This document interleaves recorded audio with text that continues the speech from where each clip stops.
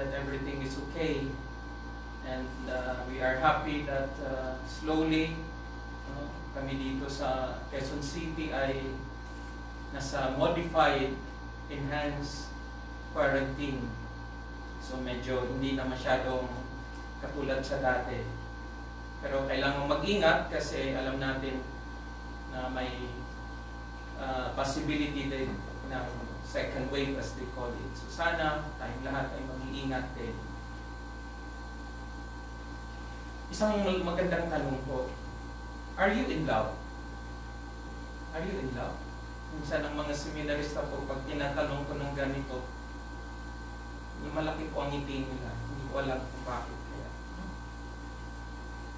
And I'm sure all of us can say, yes, we are all in love. Otherwise, we would not be living life happily. Hindi tayo mabubuhay kung walang tayo inaibig, hindi walang pagmamahal sa ating puso. Pero ang maganda pong tanong sa tingin ko, which is very much connected sa gospel today is, do you feel loved? Right now, at this very moment, ramdam mo ba na mahal ka? Kung sino man ang gusto mong magmahal sa iyo. Bakit kayo nakahintay? Ramdam mo ba yun? Kasi minsan, maririnig ko yung mga parang hinaing din. Minsan nanay, minsan anak, depende. Sasabihin, hindi yata ako mahal, father. At alam ko masakit yun pag nagsabi na sila ng gano'n kasi nga, hindi na nila nararamdaman. And very interesting kasi sa gospel today, yung beginning sentence ay, if you love me, you will keep my commandments. Yun ang sabi ni Jesus. So he's really telling us, paano niya maramdaman na mahal natin si Jesus? Yun lang pala. Keep the commandments that He has given us.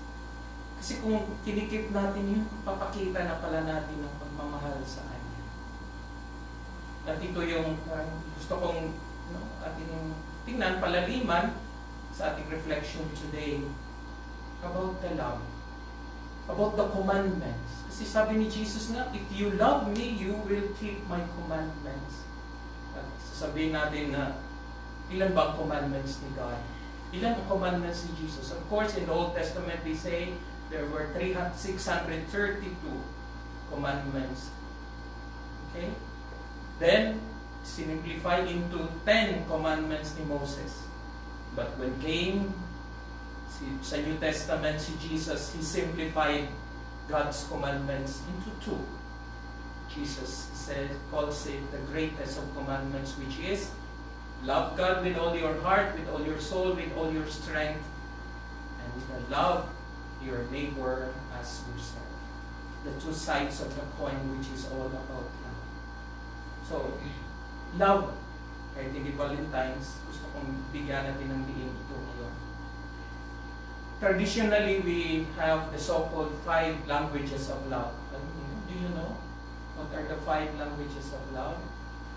Okay, so first is, we express our love through words of appreciation. Okay? You can express it. At alam mo, si Jesus, ginawa din niya yan. He appreciates. In fact, in many texts, we can just say, to give you some examples, He said, He affirmed His disciples by saying, you are the salt of the earth. You are the light of the world. A way of saying, yes, I love you. I care for you. Okay? Words of appreciation. God the Father affirmed Jesus when, in baptism and in the transfiguration, you are my beloved Son in whom I am well pleased. Affirmation. Alam niyo po maganda as we go on with these languages, trying to remember or to understand the languages of love. Ako kaya, tanungin ko yung sarili ko, ano kaya ang lingwahe ko that I can feel loved? Or that is the language of affirmation so important to me to feel loved? Kapag hindi ko narinig yun, masama ang pakiramdam ko, loob ko. Pangalawang language of love is the so-called physical touch. We know Jesus expressed that especially in laying of hands to the sick and to the children. Alam niyo, may very memorable ako na experience din sa aking papa. Nung medyo mas matanda na, may sakit na si papa. One time, sa vacation ako, and one afternoon, lumabas siya, no, nakaupo po ako sa sofa, at tumabi sa akin. Tapos ang sabi niya, alam mo anak, masakit ito, yung right side ng kanyang thigh. Sabi ko, masakit pa, sige. So, I started, no, yung sa Bisaya pa ay apuhapon, no? Or you gently touch the right thigh. After a few minutes, sabi niya, ito sa kabila din. The left thigh na naman. Sabi ko ay parang naglalambing lang yata. No? It may not be necessarily the pain, but he needed that touch of a son so that he could feel the love. Hindi po kami masyadong expressive physically, no? Aming love among members in the family, but I know the power of physical touches. Okay? The third language of love is receiving and giving gifts. Kayo, di ba kayo matutuwa pag regaluhan kayo? Kung dumating si Father Roy na may regalo sa inyo, ang laki-laki ng tuwa natin. Why? Dahil ito yung pagpapakita din ng pagmamahal. Some people, no, sabi nga nila, basta bigyan lang ako ng pera, ramdam ko na mahal na ako ng aking mga magulang. But is it the only way, no? Naramdam ko? But I'm sure it's true, no? Pag may mga bagay kayong natatanggap, nakakaramdam tayo na mahal tayo. Jesus also gave gift, and the gift of peace. The gift that the world cannot give, Jesus is giving us. The quality time is the fourth language. Yung para magpakita ka lang na may time ka sa isang tao, diba? Minsan ang mga nanay nagtatampo yan pag hindi natatawagan. Nako, hindi na ako nalaala ng mga anak ko. At hindi nila naramdaman ng mahal sila. Which is true. No? Kaya ako, guilty ako dyan kasi hindi rin ako madalas tumatawag. And this is the way we have to let people know, to have time, even to talk to them over the phone, to chat with them. See, that quality time is the time that we give them. Nakafocus ka lang doon. Just for the person can mean a lot. And lastly, number 5, in the traditional language of love, languages of love, is the so-called acts of service. Serving others. Isa sa mga hindi ko makakalimutan, no, ng isang ginawa ng isang husband sa kanyang wife that was really so powerful was when the husband arrived from work, nakita niya kanyang asawa na naglalaba. Nakakatuwa at narinig ko pa, no, sa mission nangyari ito. Sabi niya, darling, ako nang magbanlaw niyan mamaya. Ang sarap kaya, no? Kung ganyan ang ating pagpapakita ng pagmamahal.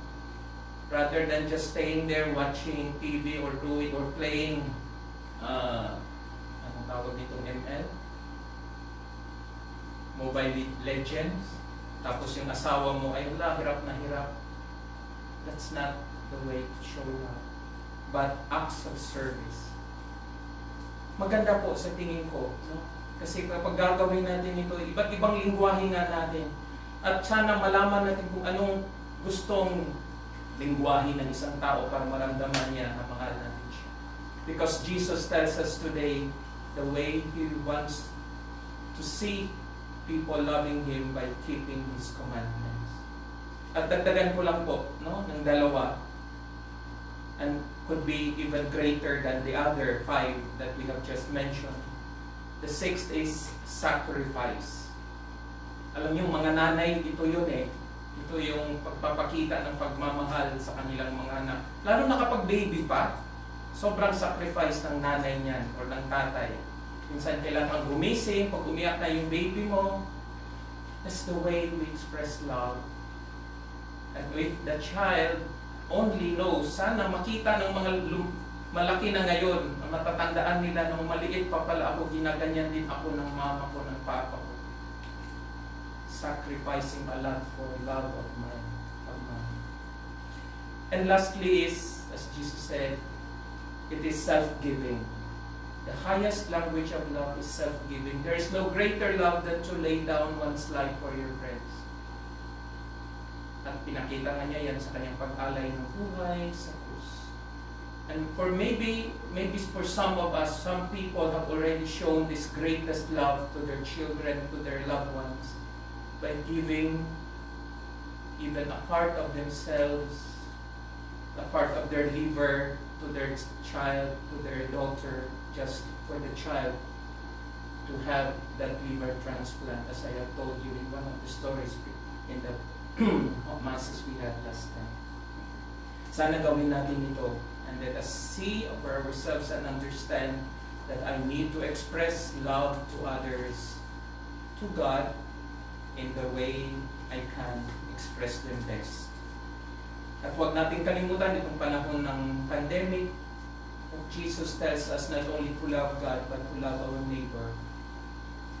Who is my neighbor? The people who are in need. Napakaganda kasi itong mga nakaraang araw, we have been given the chances by God to show that love to our poor brothers and sisters, by giving them food, and also yesterday giving them the relief goods. Sana tuloy-tuloy pagpapakita natin ang pagmamahal natin sa Diyos at sa ating kapwa. Because at the end of the gospel, He tells us, Jesus makes this promise, whoever has my commandments and observes them is the one who loves me. And whoever loves me will be loved by my Father. And I will love him and reveal myself to him.